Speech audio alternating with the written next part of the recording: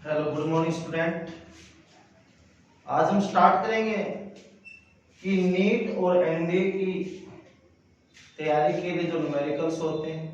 कुछ बच्चों की ख्वाहिश थी कि नीट और एनडीए के क्वेश्चन की वीडियो बनाई जाए, तो आज हम +1 क्लास का जो चैप्टर था सेकंड में प्रोजेक्टाइल और सर्कुलर मोशन, उसके ऊपर हम कुछ न्यूमेरिकल्स कराएंगे जो आपके एनडी और नीट में बहुत ही इंपॉर्टेंट है। प्रोजेक्टाइल एंड सर्कुलर मोशन, ठीक है, वो जो आपने +1 में अच्छे से किया होगा, प्रोजेक्टाइल भी और सर्कुलर मोशन भी, उन्हीं के बेस के ऊपर आज हम न्यूमेरिकल्स करेंगे। तो जिस तरह हमारे पास फर्स्ट क्वेश्चन क्या गिवन है, एक प्रोजेक्टाइल क्या होता है? जब हम किसी भी ऑब्जेक्ट को किसी पॉइंट से प्रोजेक्टेड करते हैं और वापस से कहां जाता है? वो ग्राउंड के ऊपर। After some time due to effect of gravity की इफेक्ट की वजह से कुछ समय के बाद वापस कहां जाता है? ग्राउंड के ऊपर। वो हमारे पास क्या होता है? प्रोजेक्टाइल। तो एक प्रोजेक्टाइल है can have the same range का मतलब क्या? हॉरिजॉन्टल रेंज, जो किस में होती है? हॉरिजॉन्टल डायरेक्शन के अंदर होती है। तो उसकी रेंज कितनी? R for two angle of projection का मतलब जहां से उसको फेंक दिया जाता है, कितने एंगल के ऊपर? 2 एंगल के ऊपर। ये T1 and T2 with the time of flight. What is time of flight? जहां से किसी ऑब्जेक्ट को प्रोजेक्ट किया गया है और वापस ग्राउंड के ऊपर आया, जितने समय तक वो हवा में रहा, जितने टाइम तक एयर में रहा और वापस ग्राउंड तक नहीं आया, तब तक का टाइम क्या होता है? Time of flight. देखो, यहां से किसी चीज को हमने प्रोजेक्ट कर दिया, तो यहां से यहां तक, जब यहां से यहां ए और बी तक वापस ए से हमने प्रोजेक्टेड कर दिया और कहां आ गया? बी के ऊपर। जितने टाइम के अंदर आप वो क्या टाइम हो गए? फ्लाइट। तो then product of a two times of flight. तो यहां पर जो देखो, इसका मतलब क्या, हमने कितने जो प्रोजेक्टाइल है उसकी रेंज आर है और कितनी बार? 2 एंगल के ऊपर प्रोजेक्ट किया गया है। तो यहाँ 2 एंगल के ऊपर प्रोजेक्ट किया गया है, तो टाइम ऑफ फ्लाइट में कितने होंगे? उसके 2 होंगे। तो उनकी प्रोडक्ट है टाइम ऑफ फ्लाइट की, वो किसके डायरेक्टली प्रोपोर्शनल होगी, वो हमने यहाँ पर कैलकुलेट करना है। तो देखो, मान लो T1 और T2 दो टाइम ऑफ फ्लाइट है, वो किसके डायरेक्टली प्रोपोर्शनल होगी? देखो, इसको ऑप्शन में केवल r दिया गया है।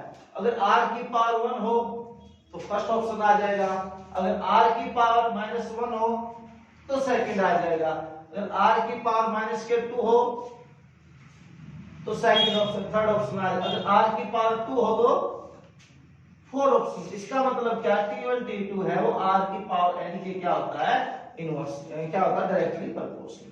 तो देखो, इसको अच्छे से एक्सप्लेन करके बताएंगे, शॉर्ट ट्रिक भी है, लेकिन इसको ये टाइम सीखने का है, जितना सीखोगे उतना बेटर होगा।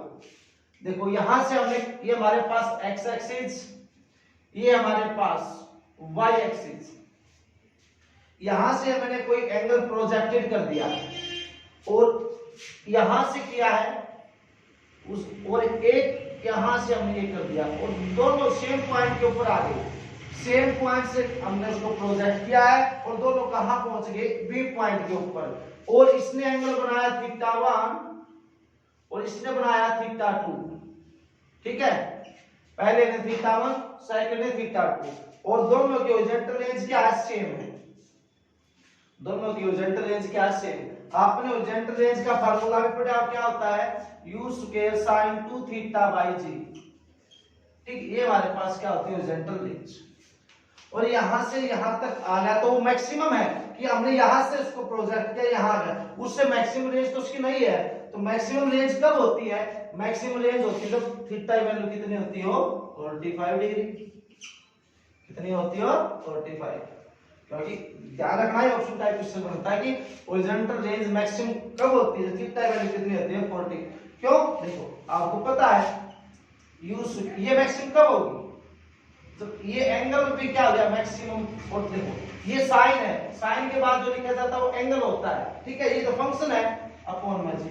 तो हम साइन 2 साइन 2 थीटा है, उसका हम क्या कर देंगे, उसका हम कर देंगे मैग्नीट्यूड, मतलब यू स्क्वायर साइन 2 थीटा, इसका हम क्या कर देंगे मैग्नीट्यूड, किसके लिए, मैक्सिमम के लिए। ये मैक्सिमम कब होगी, जब इसकी वैल्यू भी क्या होगी मैक्सिमम, और ये मैक्सिमम कब होता है, साइन 2 थीटा मैक्सिमम होता है 1, क्यों मैक्सिमम 1 होता है, मिनिमम 0 होता है। साइन 2 थीटा 1 किसकी वैल्यू होती है, साइन 90 की, तो 90 से साइन से साइन कैंसिल, 2 थीटा कितना आ रहा है 90, थीटा कितना आ रहा है 45 डिग्री। तो हॉरिजॉन्टल रेंज मैक्सिमम कहां होती है, 45 डिग्री के ऊपर, ठीक है। अब देखिए हमने निकालना हॉरिजॉन्टल रेंज क्या दोनों की सेम है। हमारे पास टाइम ऑफ लाइट का फार्मूला क्या होता है, देखो 2u sin थीटा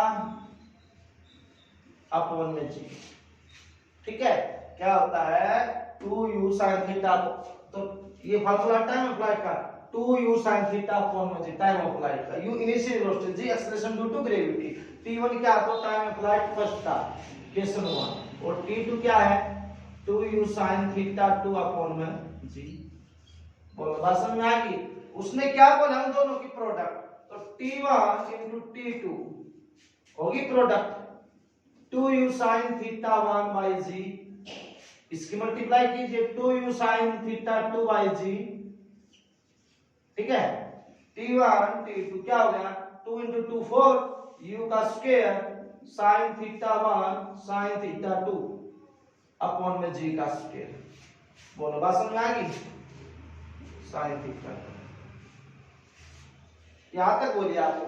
लेकिन उसने क्या बताया कि हॉरिजॉन्टल रेंज जो होती है, हॉरिजॉन्टल रेंज जो होती है वो मैक्सिमम होती है किस एंगल के ऊपर, 45 डिग्री के ऊपर, इसके ऊपर 45 डिग्री के ऊपर क्या होती है। और एक यहां पर देखो शॉर्ट ट्रिक के लिए हम क्या करेंगे, एक मेन कंडीशन इसमें क्या होती है, अगर जब किसी भी प्रोजेक्ट को सेम पॉइंट से प्रोजेक्ट किया जाता है, जब किसी ऑब्जेक्ट को एक ही पॉइंट से प्रोजेक्ट किया जाता है तो उनके एंगल का समय कितना होता है, 90 डिग्री होता है।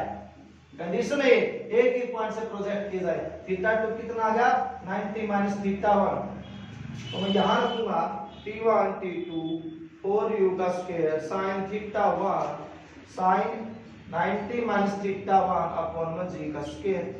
बोलो बात समझ में आएगी।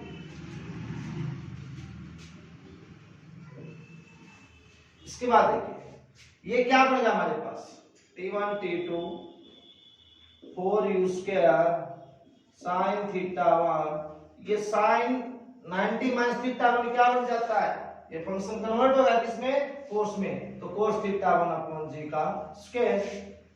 अब ये 4 है, 2 मैं इसके साथ ऐड कर दूं, 2u स्क्वायर अपॉन g का square 2 sin theta 1 cos theta 1, ठीक है। तो क्या फार्मूला बनेगा t1 t2 2u स्क्वायर, ये फार्मूला किसका आता है 2 sin theta cos theta, sin 2 theta का, तो sin 2 थीटा 1 अपॉन g। और ये वैल्यू किसकी होती है हमारे पास, मैंने अभी बताई थी, इसकी ये वैल्यू किसकी, देखिए वैल्यू ये होती है हॉरिजॉन्टल रेंज की, किसकी होती है हॉरिजॉन्टल रेंज की। तो t1 t2 2r sin theta 1। अब देखो तो t1 t2 ये तो कांस्टेंट है, तो t1 t2 किसके है, r के क्या डायरेक्टली, तो दो टाइम ऑफ फ्लाइट के प्रोडक्ट r के क्या है डायरेक्टली प्रोपोर्शनल, इसलिए आपको ऑप्शन कौन सा आ गया, first option is the correct answer of this question, right है।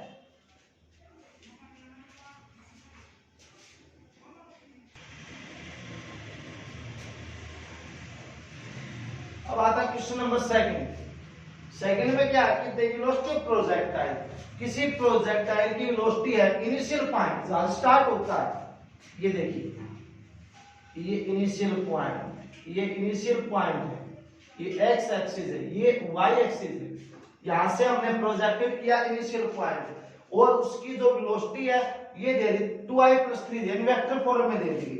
तो क्या लिखोगे इसमें, तो ये आपके पास ua 2i + 3j vector form में दी है, तो इसके ऊपर वेक्टर लगा दीजिए। ए पॉइंट के ऊपर वेलोसिटी है, तो बी पॉइंट के ऊपर उसकी वेलोसिटी पूछिए कि कितनी होगी, ठीक है। यहां से प्रोजेक्ट किया, यहां आ रहा, तो बी पॉइंट के ऊपर उसकी वेलोसिटी क्या हो, देखो यहां पर क्या है एक्स एक्सिस, ये क्या है यू एक्सिस। अब देखो हमने यहां से कर दिया उसको प्रोजेक्ट। अब देखो अगर वो x, देखो ध्यान रखना इस बात का, x एक्सिस में वेलोसिटी में साथ सेम, देखो हमने इसको यहां से ऐसे प्रोजेक्ट कर दिया तो y, देखो y एक्सिस में हमने ऐसे प्रोजेक्ट कर दिया ऐसे, ठीक है, और वापिस आ गया। x तो सेम रही, हॉरिजॉन्टल हो तो सेम रही, y एक बार देखो ऊपर फेंका फिर नीचे आ गया तो जो डायरेक्शन किस में चेंज हुई, केवल y एक्सिस में। x में तो क्या रही, सेम रही, ऊपर फेंका तो किस में, y एक्सिस में, वापस आ गया तो वो भी किस में, y एक्सिस के। तो इसका मतलब x एक्सिस में क्या रही, सेम रही। तो velocity along x axis is same but change along y axis केवल किस में चेंज होगी, y एक्सिस में। तो देन अब देखिए ये ऊपर जा रही तो प्लस और नीचे आ रही है तो किसकी हो जाएगी, माइनस की हो जाएगी। तो देन यू भी कितना हो जाएगा, हमारे पास गिवन क्या है 2i माइनस का 3, ये हो जाएगा मीटर पर सेकंड। ये तो x एक्सिस मतलब हमने ऊपर फेंकी है पॉइंट से b के ऊपर वापस आ गई तो x का क्या, जब आएगी i किसके साथ होता है, x के साथ, j किसके साथ होता है, y के साथ, इसलिए x में सेम रहेगी, y के साथ केवल चेंज हो जाएगी तो यहाँ क्या आ जाएगा, माइनस आ जाएगा। ठीक है,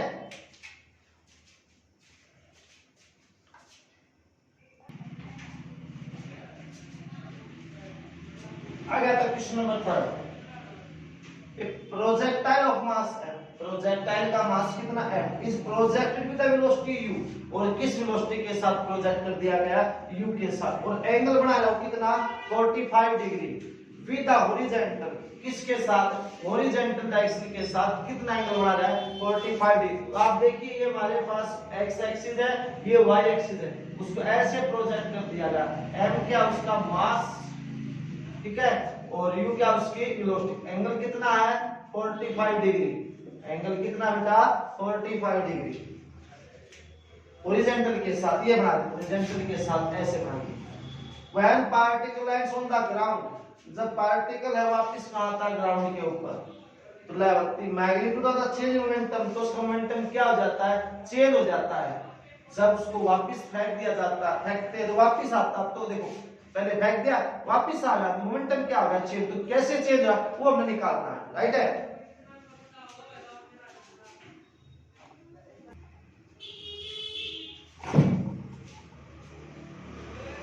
तो क्या होता है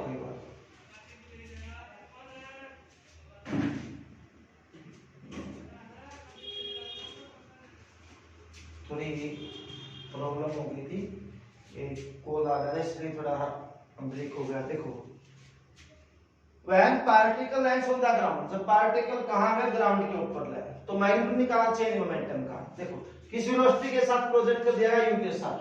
अब देखिए ये y एक्सिस, a एक्सिस, मैंने बताया था कि x एक्सिस की वेलोसिटी चेंज नहीं होती, तो यहां वेलोसिटी देखो x में एंगल बढ़ता है cos थीटा, तो यहां भी एंगल के साथ ना, तो यहां cos थीटा, आगे भी क्या रहेगी u cos थीटा, आगे भी क्या रहेगी u cos थीटा, और y में क्या आ जाएगी u sin थीटा, क्यों वर्टिकल में वो sin एंगल बनता है, अगर वापस नीचे आएगी तो माइनस के u sin थीटा वेलोसिटी हो जाएगी, क्योंकि उसकी डायरेक्शन क्या होगी, चेंज होगी। तो आपको सोल्व क्या करना है, देखो तो डेल्टा ux है वो कितनी रहेगी, 0, क्योंकि डायरेक्शन क्या है, सेम है। एक बात बताना आपको, डायरेक्शन सेम होगी तो चेंज जो वेलोसिटी है अलोंग x एक्सिस वो चेंज नहीं होगी, वो हमेशा कितनी रहेगी, 0 रहेगी, क्योंकि डायरेक्शन क्या सेम। तो ये तो इसलिए जो मोमेंटम है वो भी क्या रहेगा, आपको पता है मोमेंटम क्या होता है, मास इनटू वेलोसिटी। मोमेंटम क्या होता है, मास इनटू वेलोसिटी। जब वेलोसिटी ही कांस्टेंट है, 0 है, तो मोमेंटम भी क्या रहेगा, 0। इसलिए मोमेंटम चेंज किस में होगा, केवल y एक्सिस के अंदर होगा। अब देखिए वेलोसिटी निकाले मैं किसके अंदर, y एक्सिस के अंदर, देखो ऊपर फेंकी तो कितनी वेलोसिटी है, u sin थीटा, चेंज है तो माइनस होगा, चेंज के लिए पीछे माइनस आता है, और वापस आ रही है किस वेलोसिटी के साथ, माइनस u sin थीटा के साथ, राइट है। तो u sin थीटा तो minus minus plus u sin theta, तो कितना होगा हमारे पास 2u sin थीटा, निकालना क्या, momentum, change in momentum. Momentum भी किस में चेंज होगा, वाई एक्सिस में। तो क्या होता है, मास इनटू वेलोसिटी। वेलोसिटी किसकी होगी, हमारे पास है वाई एक्सिस की वेलोसिटी होगी। तो m वेलोसिटी कितनी हमारे पास है, 2u sin थीटा। क्या है, 2u sin थीटा। ठीक है, कितना एंगल हमारे पास, 45 डिग्री। तो रख दीजिए delta P Y m into 2u कितना, sin 45। और sin 45 कितना होता है, sin 45 होता है 1/√2। तो 2mu इंटू 1/√2, आप रूट क्या कैंसिल हो गया। तो डेल्टा पी वाई कितना बची हमारे पास, mu रूट 2 हमारे पास आंसर। तो कौन सा ऑप्शन आ गया हमारे पास, second option is the correct answer, right है।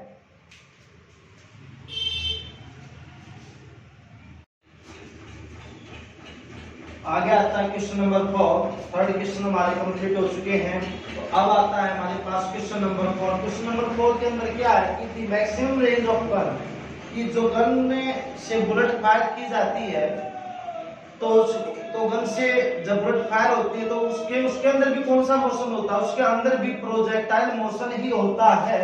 तो जो मैक्सिमम रेंज है किसकी, गन की, और हॉरिजॉन्टल टेरियर मतलब हॉरिजॉन्टल डायरेक्शन में ट्रैवल करते हैं कितनी, 16 किलोमीटर। तो ये देखो आप, ये हमारे पास से हॉरिजॉन्टल, ये कैसे वर्टिकल, और यहां से किसी गन को ऐसे हमने फायर कर दिया, तो वो मैक्सिमम कितनी डिस्टेंस के ऊपर आ गई, 16 किलोमीटर के ऊपर।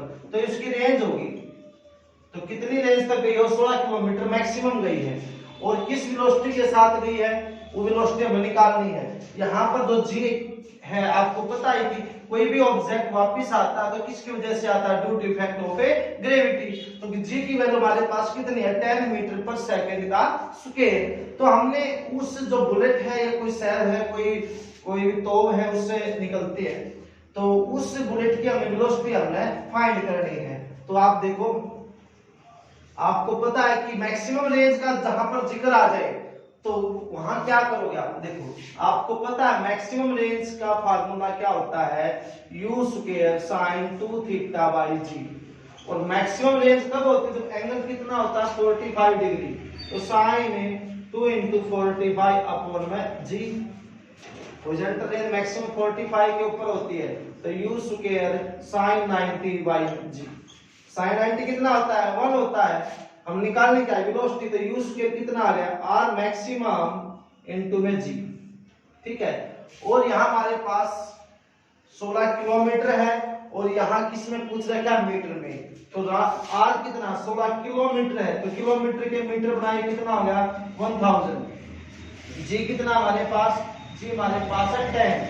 तो u कितना आ गया, रूट में 16 इंटू में कितनी जीरो होगी, 40। इसका रूट कीजिए, कितना आ गया, 16 का रूट 4, और ये कितना 10,000, इसका कितना हो जाएगा 100। तो कितना आ गया, 400 मीटर पर सेकंड। ये उस बुलेट की क्या निकला है हमारे पास, वेलोसिटी निकला है। ठीक है,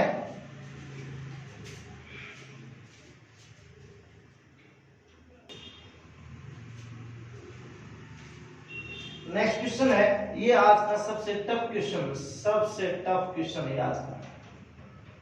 ठीक है, सबसे टफ क्वेश्चन है। देखो, a water fountain on the ground के ऊपर वाटर फाउंटेन, आपने देखा पार्क के अंदर फुहारा वगैरह में होता है, पानी को ऐसे देखो, कोई मशीन है वो ऐसे करती पानी को, वो ऐसे मतलब उसके अंदर मशीन लगी होती है। मशीन क्या करती है कि वाटर को इतनी एनर्जी देती है, मशीन इतना प्रेशर लगाती है कि वाटर ज्यादा से ज्यादा दूर तक फैल सके। मशीन इतना प्रेशर लगाती है, sprinkle water all around its, fountain अपने चारों तरफ पानी को फैला देता है। If the speed of water coming out of the fountain is u, जो फाउंटेन से वाटर बाहर निकल रहा है उसकी स्पीड कितनी है हमारे पास, u। तो ये देखना कि उस फाउंटेन से जो वाटर निकला है, देखो फाउंटेन से जो वाटर निकल ऐसे निकल रहा है, वो क्या बना रहा है, एक सर्कल बना रहा है। आपको पता ही है कि जब फाउंटेन से वाटर निकलता है तो वो सर्कल बनाता है। तो उस सर्कल का टोटल एरिया फाउंटेन के द्वारा जो वाटर बाहर स्प्रिंकल किया गया, तो उसने कितना एरिया को कवर किया गया है। आपको पता है कि जो फाउंटेन से वाटर बाहर स्प्रिंकल होता है वो एक in the form of circle होता है। और आपको सबसे पहले आपने सीखा भी है 7, 6, 8 क्लास के अंदर एरिया ऑफ सर्कल कितना होता है, पाई आर का स्क्वायर। और वो देखो कैसे सॉल्यूशन करना आपने, आपको पता है कि जो फाउंटेन से वाटर सब फ्री फ्लो हो रहा है वो किस फॉर्म में है, सर्कल की फॉर्म में है। और सर्कल की क्या होती है, रेडियस तो मैक्सिमम होती है, तो जो रेडियस है वही क्या बन जाएगी, उसकी रेंज बन जाएगी। तो radius is the radius of circle is the maximum range, ठीक है। वही क्या बन, जो रेडियस है सर्कल की वही क्या बन जाएगी, मैक्सिमम रेंज। और मैक्सिमम रेंज का फार्मूला क्या आता है, u²/g, मतलब थीटा का 45 डिग्री, क्योंकि मैक्सिमम का फार्मूला ये होता है। और एरिया कितना होता है सर्कल का, पाई आर का स्क्वायर, रख दो यहाँ पे, पाई आर कितना हमारे पास u²/g, ऐसे पूरे का होल स्क्वायर, तो कितना हो गया पाई u⁴ तो कौन सा ऑप्शन, g का स्क्वायर, तो कौन सा ऑप्शन आ रहा है हमारे पास है, और सेकंड ऑप्शन हमारे पास है। ये आज का वैसे तो बिल्कुल आसान है, लेकिन इसको समझने का थोड़ा डिफिकल्ट मेथड। तो ये हमारे पास कितना आया, पाई u⁴/g का बहुत इंपॉर्टेंट क्वेश्चन है, ठीक है।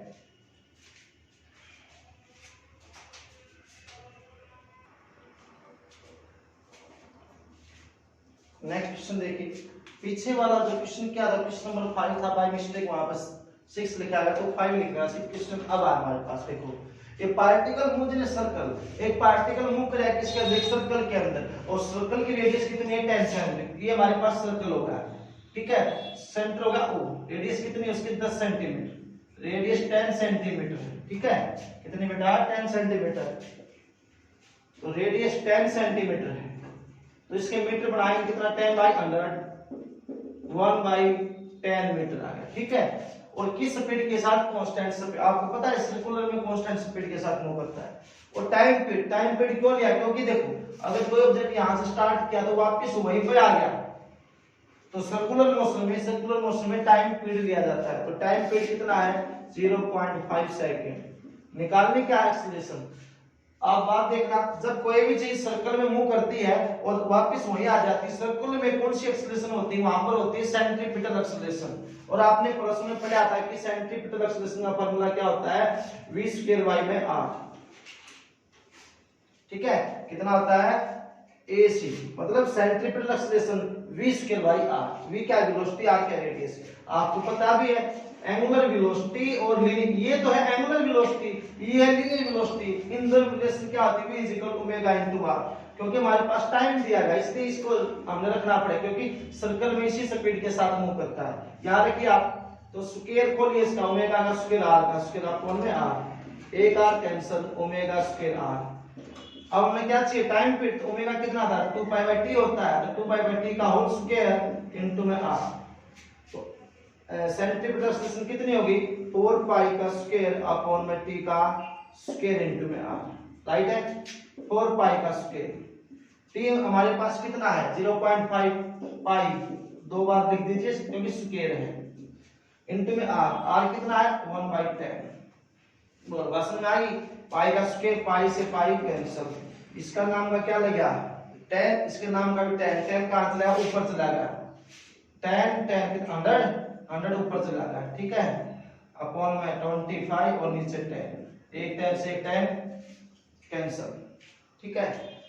ऊपर कितना बच गया हमारे पास, इसमें थोड़ी प्रॉब्लम लग रही है शायद, 4π का स्क्वायर ओमेगा 2π, 4π का स्क्वायर नहीं, ठीक है। तो देखो कितना आ गया हमारे पास 40/25, कीजिए इसको सॉल्यूशन, कितने पे चलेगा, 40 को 25 से डिवाइड कीजिए, 1 कितना बच गया 1.6 मीटर पर सेकंड स्क्वायर। तो एक्सीलरेशन हमारे पास कितनी आएगी 1.6 मीटर पर सेकंड का स्क्वायर, ठीक है। ये आज के हमारे टॉपिक थे, क्वेश्चन थे न्यूमेरिकल्स, इनको फिर कॉपी में उतारना, बहुत ही हेल्पफुल होंगे आपके लिए, ठीक है।